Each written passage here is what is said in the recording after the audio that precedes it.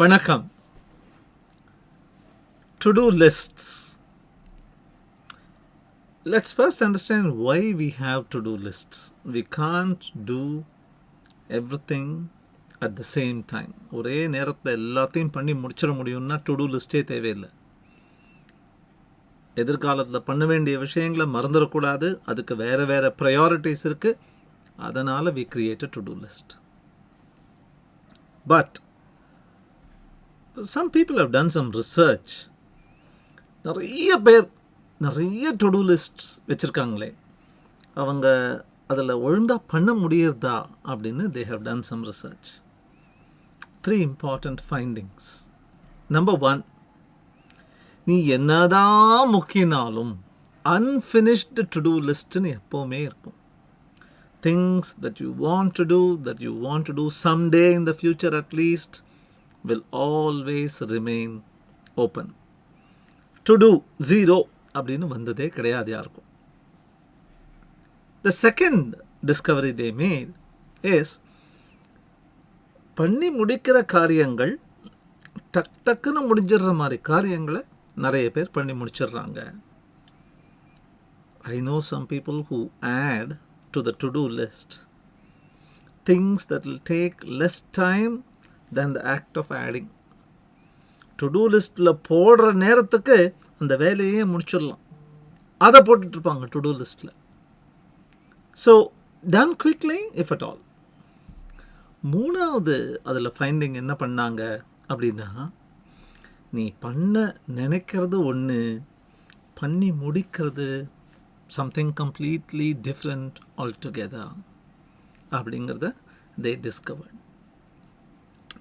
This is from an analysis of thousands and thousands of to-do lists by thousands and thousands of users.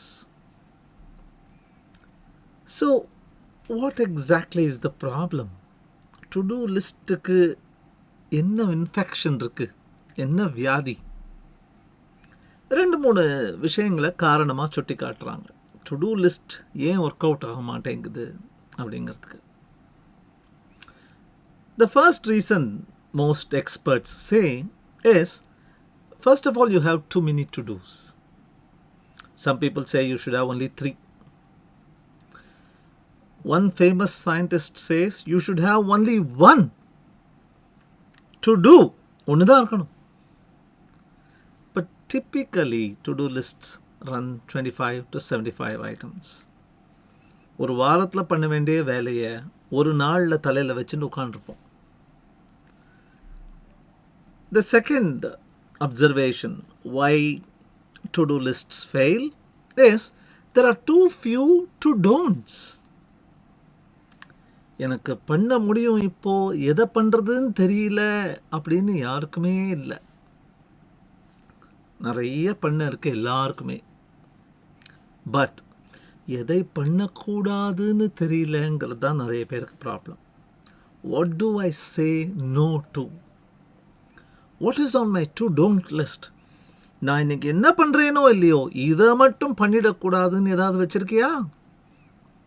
Give in to temptation, led astray by distraction அப்படின்னு எத்தனை விஷயங்கள் இருக்குது. அந்த விஷயங்களை have a to don't list அப்படிங்கிறாங்க. Complacence sets in. நீ to do லிஸ்ட்டில் போட்டேன்னா பாதி வேலை முடிஞ்ச மாதிரி, அதை தான் நான் போட்டேனே, கண் முன்னால் இருக்கே. அந்த complacence, you have to do something to be aware of that demon. அது உங்களை மயக்கி ஏமாற்றி தப்பான டைரக்ஷனில் கூட்டின்னு போயிடும். And finally, the world is not linear. A, B, C Deenu போட்டு ஒன்றுன்னா பண்ணுற உலகம் இல்லை அது. Suddenly things will become more important. Suddenly things will become not at all necessary. And suddenly things will become more urgent. How do you keep track in a linear list? அதனால்தான் ஒரு president of America ரொம்ப famous பண்ணார் இதை. Eisenhower அப்படிங்கிறவர் ஒரு matrix between urgency and importance கொடுத்தார். So as usual not urgent, not important, urgent, important 4 வரும். 4D matrix அப்படின்னார். என்னது அப்படின்னா, நாட் அர்ஜென்ட் பட் இம்பார்ட்டன்ட். அந்த மாதிரி ஏதாவது வேலைகள் இருந்தது அப்படின்னா டிசைட் வாட் டு டூ. யோசி, எப்போ பண்ண போகிறேன், ப்ரையாரிட்டைஸ் பண்ணிக்கோ, என்ன பண்ணுறேன்னு பார்த்துக்கோ. அர்ஜென்ட் பட் நாட் இம்பார்ட்டன்ட்னு சில வேலைகள் இருக்கும். அந்த மாதிரி வேலைகளை டெலிகேட் பண்ணி விட்டு வேற யார் தலையிலையாவது போடப்பாரு. உனக்கு ஜூனியர்ஸோ, உன்னோட கலீக்ஸோ, உன்னோட சீனியர்ஸோ, உன்னை விட அந்த வேலையை நல்லா பண்ண தெரிஞ்சவங்களோ, அவங்களுக்கு இந்த வேலையை கொடுத்துரு. அர்ஜென்ட் அண்ட் இம்பார்ட்டன்ட் அங்கே வர விட்டுருக்கக்கூடாது நீ அந்த பாக்ஸ்குள்ளே. பட் விட்டுட்ட, do it. Not urgent, not இம்பார்ட்டன்ட்னு எப்போவுமே ஒரு டப்பா இருக்கும். ஒரு பக்கெட்டுக்குள்ளே சில விஷயங்கள் இருக்கும். அந்த விஷயங்களை just delete it. So delete, design, delegate, do. The 4D matrix அப்படின்னாரு. ரொம்ப வருஷம் முன்னாடி சொல்லிட்டாரு. ஆனால் இன்னைக்கும் ஏன் people are struggling regarding to do lists அப்படின்னா, you have to bring a little physics insight. This car is traveling at 100 miles per hour. Is that enough information? Speed sonna porma? Or rate of change of speed solnuma? 100 miles per hour la போயிட்டு இருந்தது car.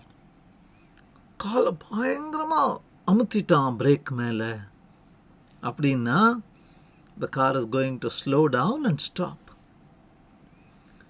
100 miles per hour போயிட்டு இருந்த car accelerator மேலே காலை அமுத்திட்டான் அப்படின்னா 150 போயின்னு இருக்கும் இன்னும் ஃபியூ செகண்ட்ஸ்க்கு அப்புறம்.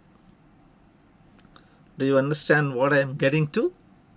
அந்த மேட்ரிக்ஸில் it's not enough to just statically post your things in those boxes. You also need to see the rate of change. இன்னும் இப்படியே கொஞ்ச நாள் விட்டால் இது எங்கு போய் முடியும் அப்படிங்கிறத if you have an inside, you'll be able to do better boxing.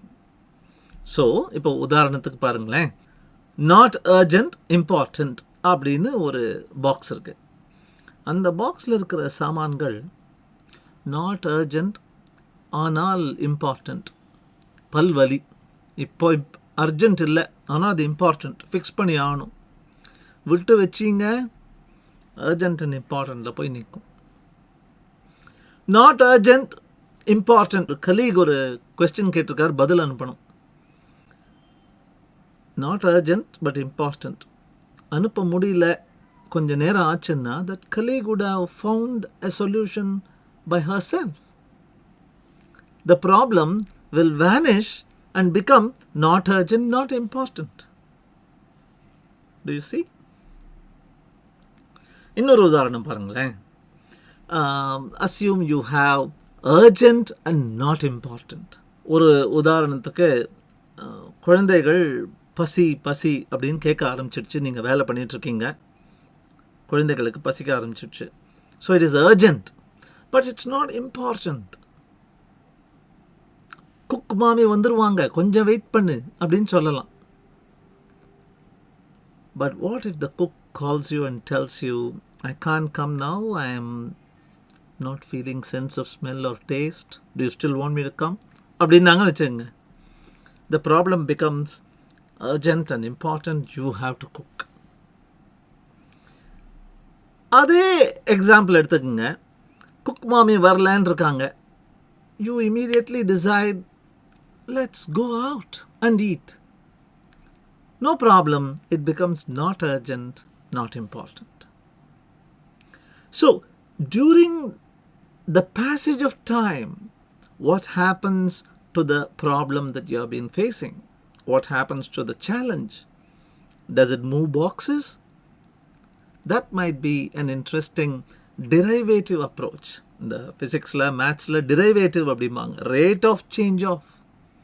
You can take a derivative approach to this box allocation. இந்த பாக்ஸ்லேருந்து கூட ரெண்டும் கிளம்பலாம்.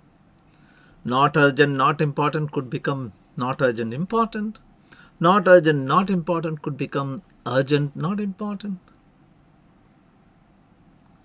எனிவே, நம்மளை பொறுத்த வரைக்கும் இந்த to do list, my favourite approach to do lists is procrastination. Quotidian 67ல் பார்த்தோம். Kick the can down the road, delay the action அப்படின்னு. ஸோ எனக்கு பிடிச்ச டு டூ லிஸ்ட் வந்து இதுதாங்க. ஒரு டு டூ லிஸ்ட்டை போடணும், அதில் நத்திங் அப்படின்னு எழுதி அந்த நத்திங் ஒரு கிராஸ் ஓவரும் பண்ணிடணும். அவ்வளோதான். தேங்க்யூ.